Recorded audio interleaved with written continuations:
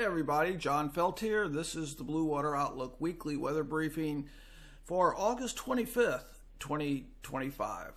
You know, this time of year, I mentioned this last week, it could be very, very quiet unless we get tropical activity. You know, I think the biggest, most notable weather impact this week will be really changing temperatures. Areas that have been unusually hot are going to switch back to some cooler, pleasant weather. Areas that have been unusually pleasant or even chilly are going to switch over to some hot weather. Let's talk about that in today's briefing. Well, these are our weather risks I want to bring to your attention this week. We have areas of unusually hot and humid conditions with heat advisories or warnings for the central U.S., the Midwest, and that'll be spreading eastward into the Great Lakes as we go through the week.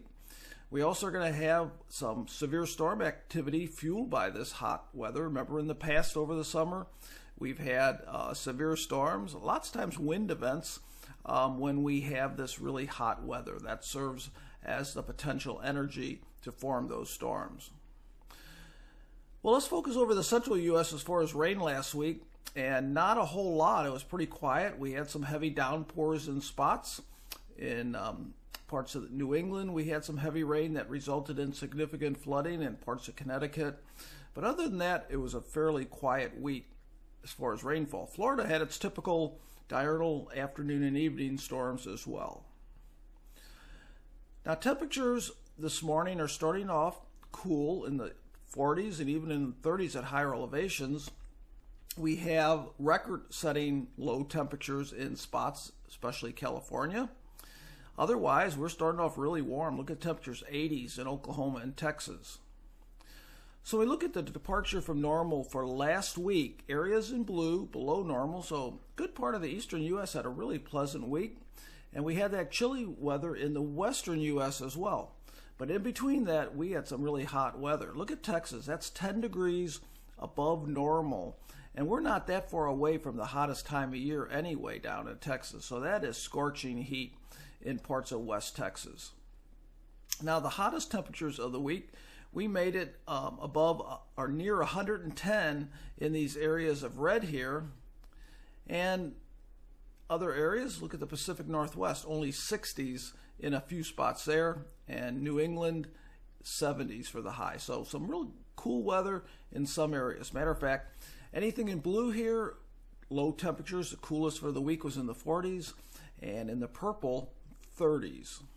Now keep that in mind where we had the warm weather and the cool weather over the last week, because that's going to be changing. Now, in addition to the high heat, we also have quite a bit of humidity. Look at the dew point, way up there in South Dakota, Minnesota, low to mid 70s. You don't really see that a lot of times. I mean, it certainly can get that, but usually that's where we have some dry air. This time that moisture has worked all the way up to the north, and it's impacting the combination of heat and humidity well into the northern, north central U.S.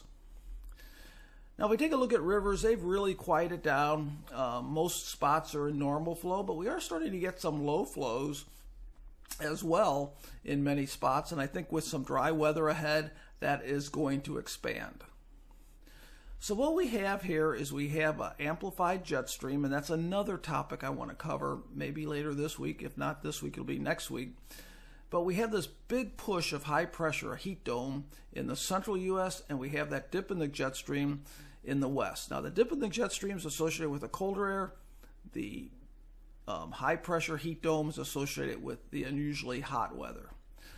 But by the end of the week, what we have here is we have this area of low pressure that's going to sort of cut off the top of that ridge, and that's going to bring some cooler weather into parts of the central U.S.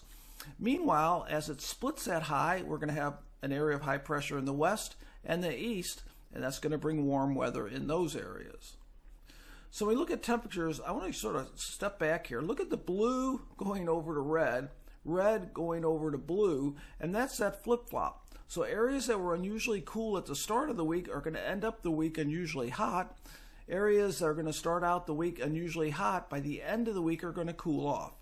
And the western U.S. is now going into, look at this here, from unusually cool last week to a fairly prolonged period and significant period of unusually hot weather. And then the area that's going to experience the hot weather this week is going to get some pleasant weather that's going to extend into September.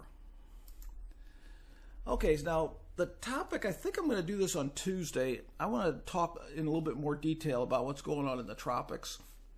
Right now, not much. Look how stable it is. There's not much out there in the Atlantic basin, and like I said, I'll be talking about that more detail on Tuesday probably. But the Pacific is really lit up, impacting Hawaii, Hurricane Hone here, and then Gilma's also heading in that direction. So very heavy rain right now on parts of the Hawaiian Islands, and this track looks pretty active to possibly 3 systems possibly affecting Hawaii in some manner. Okay, back to the mainland U.S. Really, the only area this week that we're going to get some heavy rain is Minnesota and Wisconsin, and those could be severe storms, like I mentioned earlier. And also some monsoonal flow. I talked about that in a post this past week. And also along the coast, some coastal heavy rain. And that will extend into Florida. So that's the rainfall this week. Now let's look at week 2 here, and I think I already talked about that as far as temperatures go. The western U.S. is by the end of the week is going to go into a significant and prolonged heat wave. Central U.S. is going to go into perhaps a more prolonged cool and pleasant weather. And rainfall, it looks pretty dry. Matter of fact, I've been showing this quite a bit. This is a 30-day rainfall departure, and anything in brown is below normal. So we're going to be talking about expansion of drought, another topic I want to cover. 3 topics there. I'll probably get 2 of them done this week, 1 next week. Have a great week, and just about everybody's going to experience some high levels of heat over the next week, but it will be shifting around. Take care.